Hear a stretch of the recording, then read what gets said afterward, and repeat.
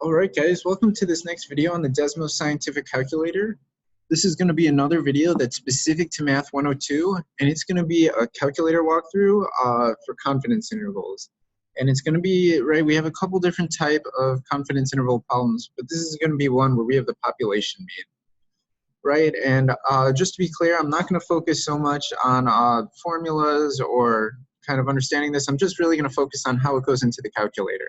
So I'd make sure you kind of understand confidence intervals before you watch this video, but if you're having trouble getting the right numbers out of your calculator, then this might help you out. So we have the sample problem here. Suppose the heights of seasonal pine saplings are normally distributed and have a known population standard deviation of 17 millimeters and an unknown population mean. A sample of 15 saplings is taken and gives a sample mean of 308 millimeters. Use the empirical rule to construct a 95% confidence interval, round to 2 decimal places. So, right, I have to construct a confidence interval here, right? I'm going to use a 95% confidence interval, right? I'm going to use the empirical rule to get my z-score, right? And I have to start to construct some things. So a lot of times, the first number that I want to calculate when I start a confidence interval problem is my standard error.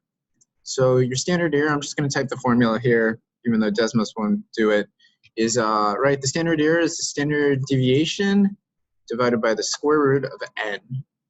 Right, that's my standard error formula. So, right, I'm going to start to calculate that from this problem. I need, right, I'm going to have a fraction, so I'll start with the fraction line. And I need my population standard deviation, which if I look around, that's 17 millimeters. It's right here. So 17 will go up top.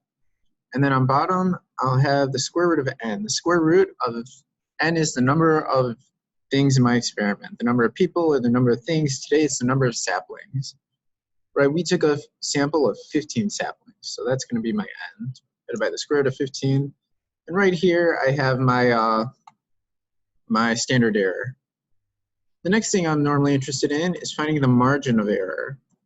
Right, the margin of error is z, the z that I need for my problem times my standard error, the thing I just found.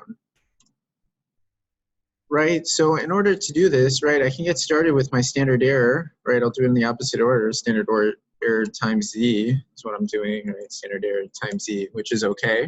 But now I need to do times my z, right, and I have to know what is the z I should use for this problem.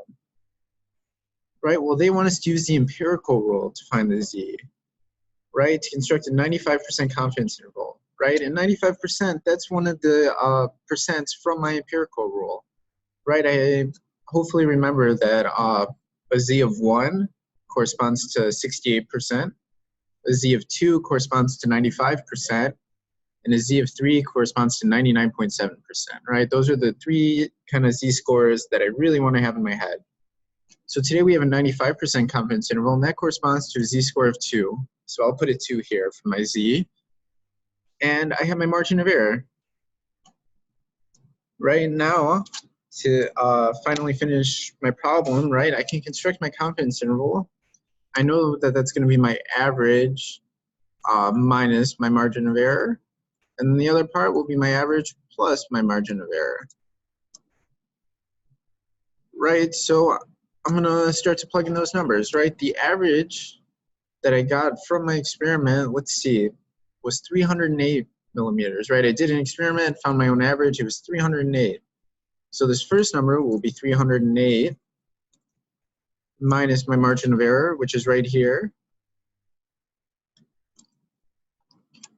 And, right, I can't do them on one line like this, right? So I'll do it on 2 lines. It's going to be the same thing as here, so I'll copy paste it. But the other one has a plus sign. And I'm almost done. But the last step I have here is to round to 2 decimal places. So if, right, I don't want to think too much about the rounding. I'll come to my function menu, and I'll take my answers, and I'll ask Desmos to round them for me. I'll put the number, and I'll put it 2. So I get 2 decimal places, and I'll do the same thing for this next one. Right, the reason that I'm copy pasting my answers from before is that rounding early in a confidence interval problem can really throw you off. So I would not round any single thing until you get to your final answer that you have to round for Newton.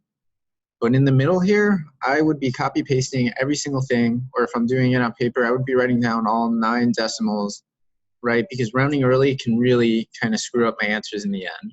But finally, I have my 2 answers. There's my lower number, there's my higher number. I've constructed my confidence interval, and I am done.